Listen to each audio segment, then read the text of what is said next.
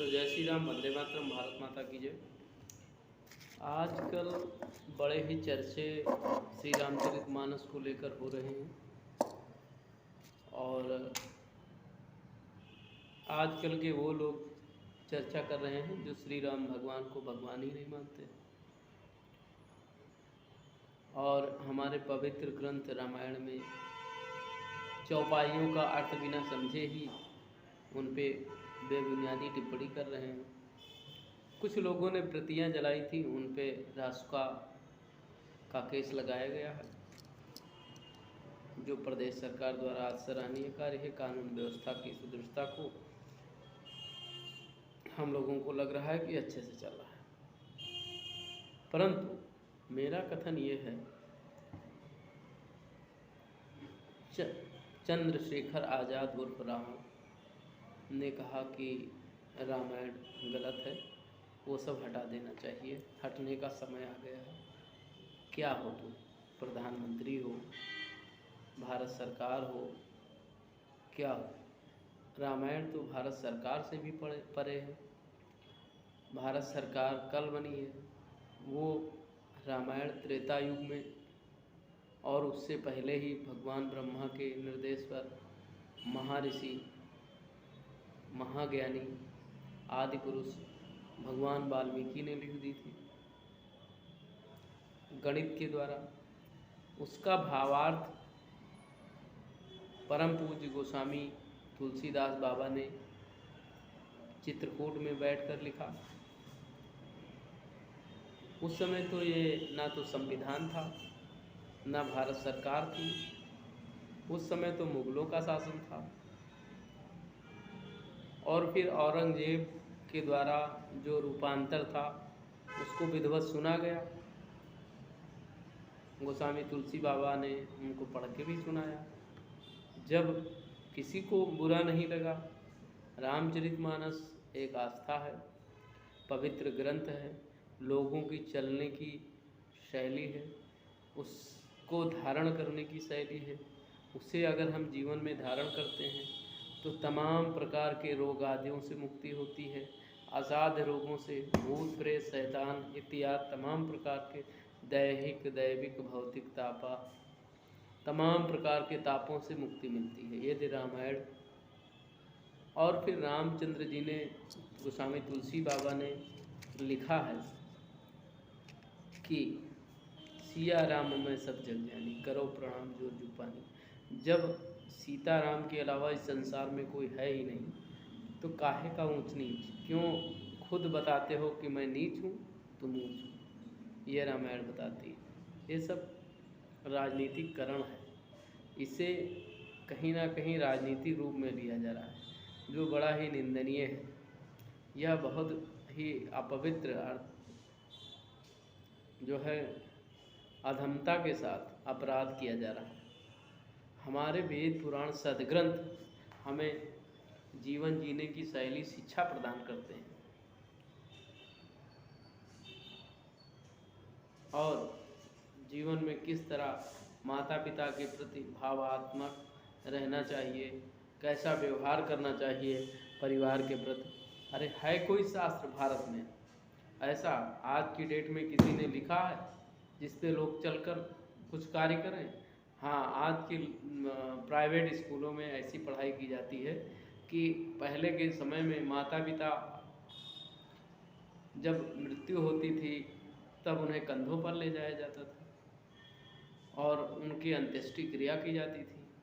आज के डेट के पढ़े लिखे लड़के ऐसे हैं कि ज़्यादा पढ़ाई लिखाई हो गई तो वो अमेरिका चले गए, उनके पिता यहाँ मृत्यु होती है तो कोई दूसरा ही अंत्येष्टि क्रिया करता है। या आज के पढ़े लिखे ज़्यादा अच्छे मॉडर्न ज़माने के लोग हैं, वो अपने माता पिता को वृद्धाश्रम में छोड़ आते हैं।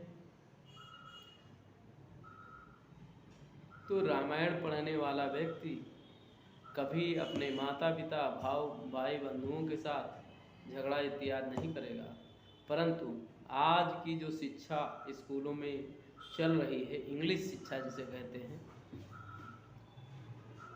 वह शिक्षा पाकर अपने ही पिता को वृद्धाश्रम में छोड़ने जाते हैं लोग। अब बताइए, पहले की शिक्षा नहीं थी जो रामायण पर शास्त्रों पर आधारित भारत में थी वो सही थी कि आज की शिक्षा सही है। आज की शिक्षा से ज़्यादा धन कमाया जा सकता है, मानता हूँ, विदेश में आप चले जाएंगे ज़्यादा धन कमाएंगे, लेकिन आपके पास धर्म नहीं होगा, धर्म भावनाएं ये नहीं होंगी, भाव प्रेम नहीं होगा, आप एक पशु वृत्ति के समान चले जाएंगे।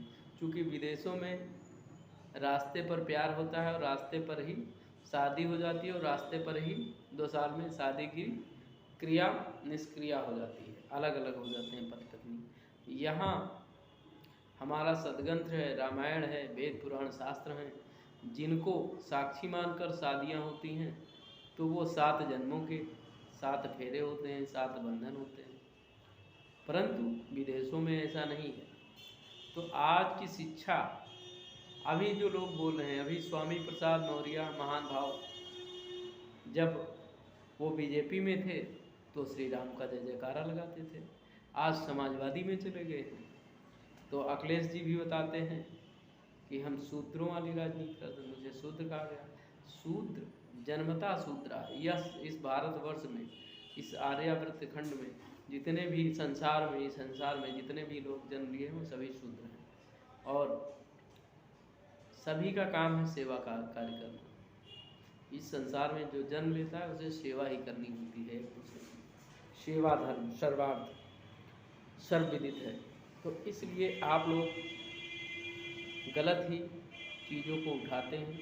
वेद शास्त्र, आज मैंने देखा है मुस्लिम समाज में, अगर कुरान पाक में जो भी लिखा है उसे एक मौलाना बताता है और सारे लोग जो उसके सामने होते हैं सुनते हैं और उसे अमल करते हैं। परंतु हिंदू समाज में धिक्कार है, हिंदू ही हो करके हिंदुओं की अवहेलना करते हैं। तो इसलिए, और हिंदू सदग्रंथों का अपमान करते हैं, ऐसे लोग तो नरकगामी होंगे शास्त्रों के अनुसार। लेकिन अब इन लोगों ने नरक देखा नहीं है, जब नरक जाएंगे तभी इन्हें पता चलेगा कि नरक क्या होता है। तो इसलिए पवित्र सदग्रंथों का अपमान होना अति निंदनीय है। और वो तो तुलसीदास बाबा जी, गोस्वामी तुलसीदास बाबा जी ने पहले ही लिख दिया है कि बहुत लोग रामायण को नहीं मानेंगे, तो वो हो रहा है, उन्होंने भविष्य में ही लिख दिया है। जैसे कि शबरी माता को पता था, उनके गुरु मतंग ऋषि ने बता दिया था कि यहीं रुकना तुम और यहीं कुटिया में रहना, मेरा तो समय पूरा हो गया है, मैं अनंत पद पे जा रहा हूँ और तुम्हें यहीं पर श्री राम दर्शन देने आएंगे। तो प्रभु श्री रामचंद्र जी माता शबरी को दर्शन दिए और तब उन्होंने बताया कि हमें गुरु जी का संदेश था कि यहीं पे आएंगे और आपकी पत्नी का हरण होगा। तो भविष्य में पहले ही बाबा गोस्वामी तुलसीदास जी ने लिख दिया है कि कलयुग जब बढ़ेगा, कलयुग में, इस युग में, तब लोगों को कोई आवश्यकता नहीं पड़ेगी नाचने गाने की, नाचने वाली को बुलाने की। देख रहे हैं कि घरों में जब शादी फंक्शन होते हैं तो घर वाले ही नाच कूद कर लेते हैं, बाहर के बुलाने की आवश्यकता नहीं, वो भी खर्चा बच जाता है और वेश्याएँ भूखों मरेंगी और घर की महिलाएं ही नाच गा कर अपना कार्य पूरा कर लिया करेंगी। तो ये है मॉडर्न ज़माने का।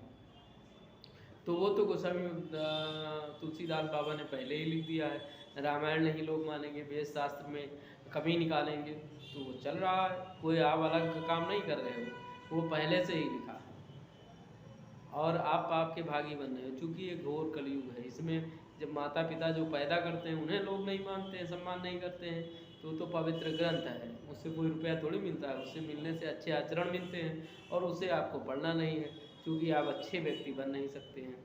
चाहे वो स्वामी प्रसाद मौर्य जी हों, चाहे श्री अखिलेश यादव जी हों, उल्टे सीधे बयान करने वेद शास्त्रों पर यही बचा है और कुछ इन लोगों के पास राजनीति में बचा नहीं। गरीब आदमी को एक आवास दिला नहीं सकते, उसके लिए कहीं इनके मुंह में जबान ही नहीं है कि कह दें कि गरीबों को अभी तक आवास नहीं मिला, ये नहीं कहेंगे।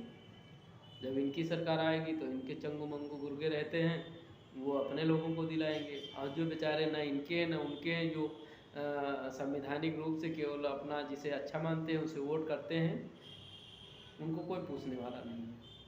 तो ये है हमारे भारतवर्ष और एवं उत्तर प्रदेश की राजनीति, जो हर प्रकार से निंदनीय ही नहीं, समस्त बेवकूफ़ों के बेवकूफ़ लोग जो रामायण पर इस प्रकार की निंदनीय अशोभनीय वार्ता कर रहे हैं, इसी के साथ ऐसा वार्ता ना करो कि खुद बेवकूफ़ बन जाओ। जय श्री राम, वंदे मातरम, भारत माता की जय। यदि आपको मेरी वार्ता अच्छी लगी हो, यदि कोई त्रुटि हो उसे क्षमा कीजिएगा, और अच्छी लगी हो तो उस पर टिप्पणी जरूर कीजिएगा। जय श्री राम, वंदे मातरम, भारत माता की जय।